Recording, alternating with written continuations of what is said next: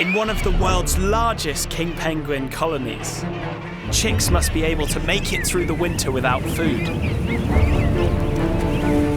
This chick can expect one of three fates: be eaten alive, starve to death, or hang on one more day until their parents return with food. And here they are. Look at all their bellies, they're all stuck.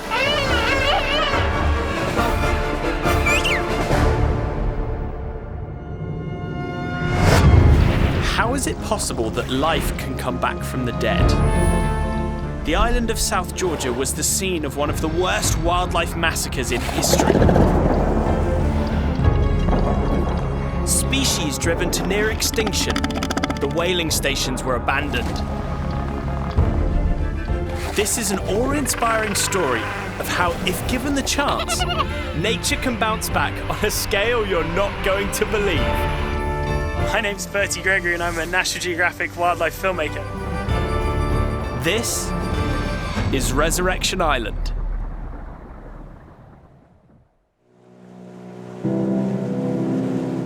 Less than 100 years ago, the penguins of South Georgia were being used as kindling for whaling station fires. But now, We've finally made it to St Andrews Bay, you know, the busiest beach on the planet.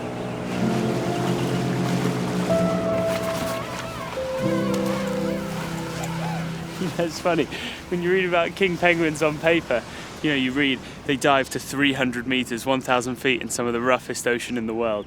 And then they come back to here, this kind of blizzard, snow-covered mountainous island to breed. And you meet them and they're just totally unfazed. Hello. some of these adults might not have set foot on land for 5 months to see their chicks. And with a belly full of fish, that's no easy task.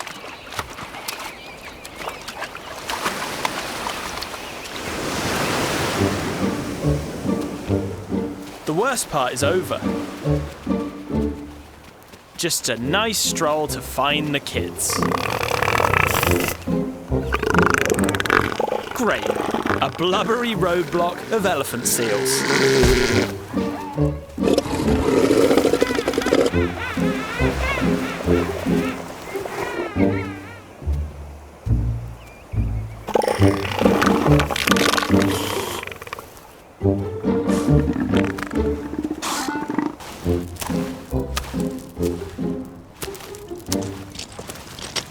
You ready? Ready. Here we go. Oh.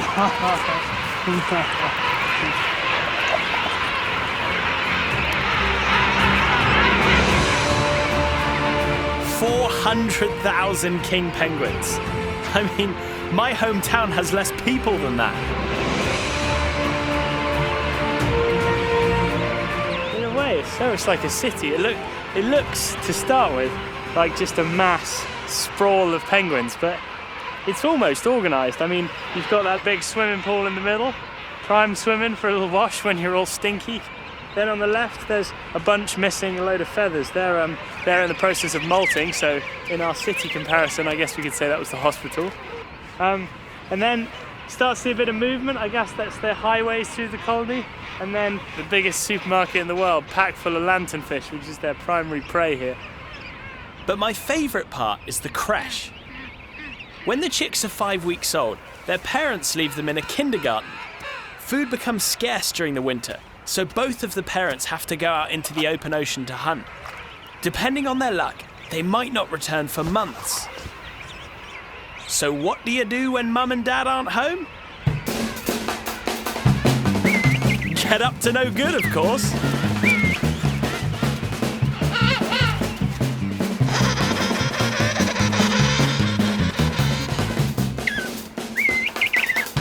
They just have the most amazing fluffy coats. I think with good reason. The adults take over a year to raise the chick, so the chick has to sit here during the austral, the Antarctic winter. So imagine sitting here in blizzards and ice and snow, waiting for mum and dad to bring you food. I mean, I can't feel my fingers, so I kind of wish I was in his coat right now. The parents' absence and the brutal weather conditions make the chicks vulnerable. And that's what the giant petrels are here for.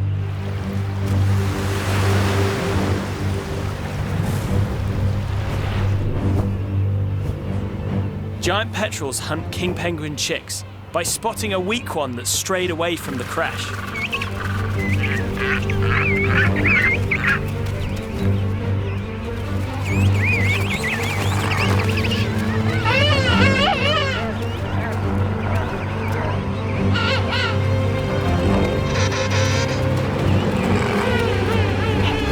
Luckily this time, they have strength in numbers, and the giant petrel can't single one out.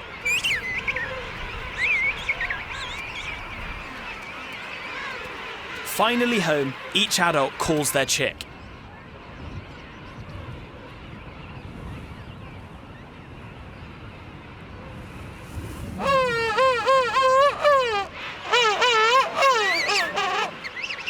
And then the chick's like, all right, enough with the showing off, now give me some food.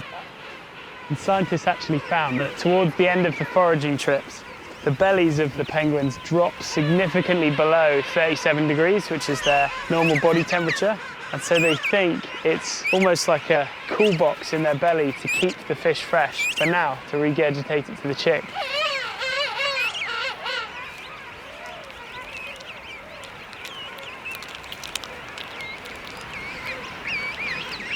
Oh, you totally saw the food come out.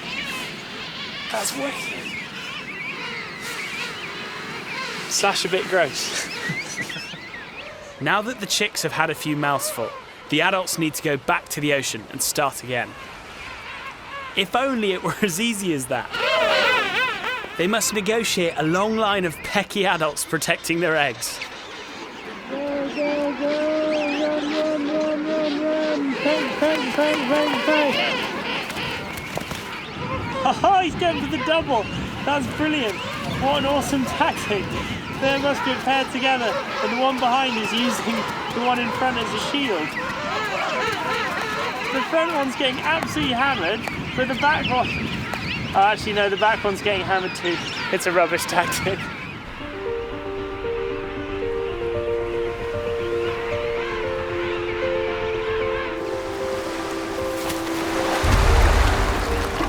And there they go, back out to sea, off to get another belly full of fish for their chick. And to think that, you know, such a clumsy bird on land can then dive to 300 meters, 1,000 feet is pretty spectacular.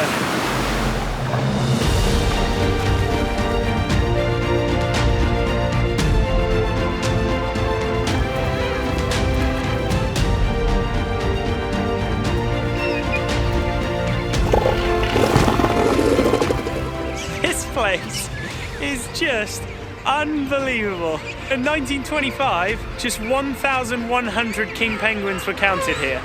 And now, there are over 400,000. This is what happens when environmental conditions are right and you protect a place. And if this isn't justification for looking after wild places, then I do not know what is.